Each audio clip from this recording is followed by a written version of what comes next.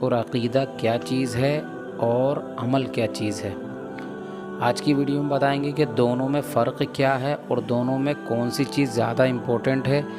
کیا ایمان اور عقیدہ زیادہ امپورٹنٹ ہے یا عمل کرنا زیادہ امپورٹنٹ ہے؟ کیونکہ کئی بار دیکھا گیا ہے کہ بہت سارے لوگ اگر کسی انسان کی تعریف کرنی ہوتی ہے تو اس کے صرف اعمال کو دیکھتے ہوئے، یعنی اس کے کام کو دیکھ کر صرف اس کی بہت زیادہ تعریف کر بیٹھتے ہیں کہ فلاں وہ کام کرتا ہے، وہ تو بہت ہی نیک ہے اور بہت ساری نیکیاں کرتا ہے، بہت ہی اچھا آدمی ہے۔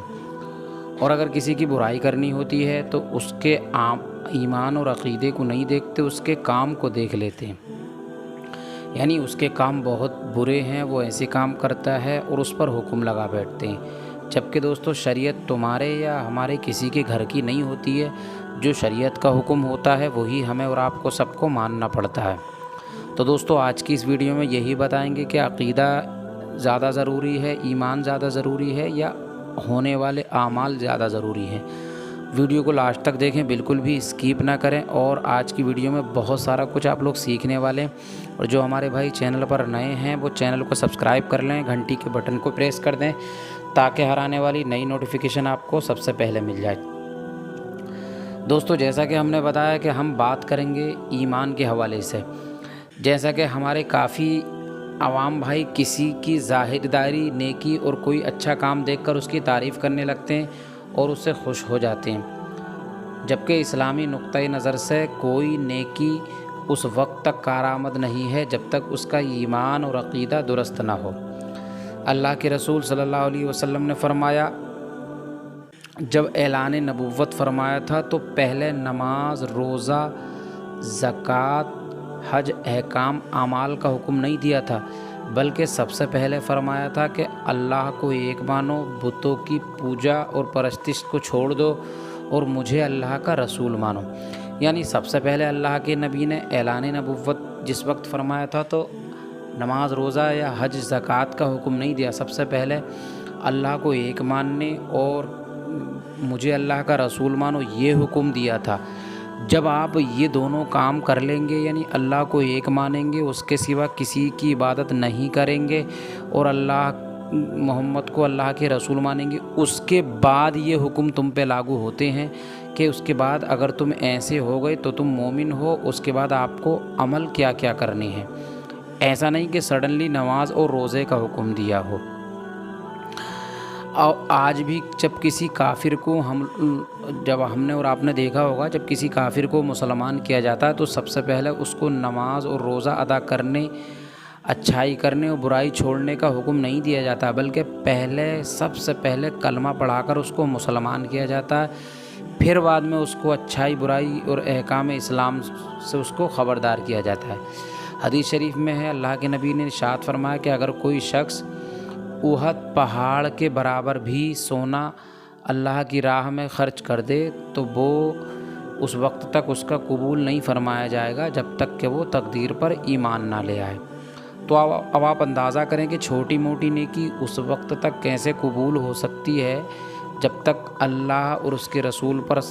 سچے دل سے ایمان نہ لائے، تقدیر پر ایمان نہ لائے۔ یہ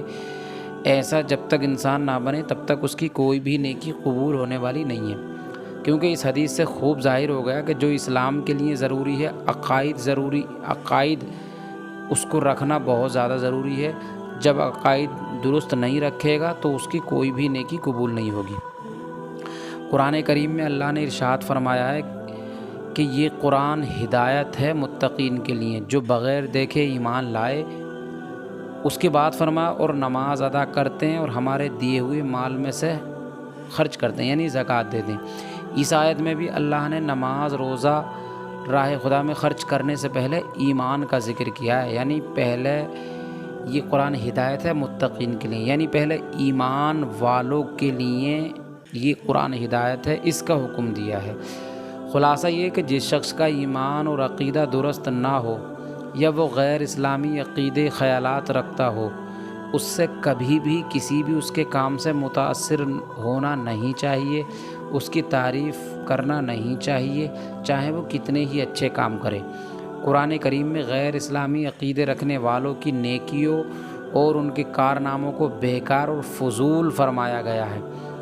بلکہ اس کی مثال اس طریقے سے قرآن کریم کے اندر دی گئی ہے کہ جیسے کسی چٹان پر گرد لگ جاتی ہے، پھر اسے بارش دھو کر بہا دیتی ہے اور اس کا نام و نشان تک باقی نہیں رہتا ہے۔ تو دوستو، پورا خلاصہ یہ ہے کہ ہمیں ہماری زندگی میں ایمان اور عقیدہ یہ سب سے زیادہ امپورٹنٹ ہے۔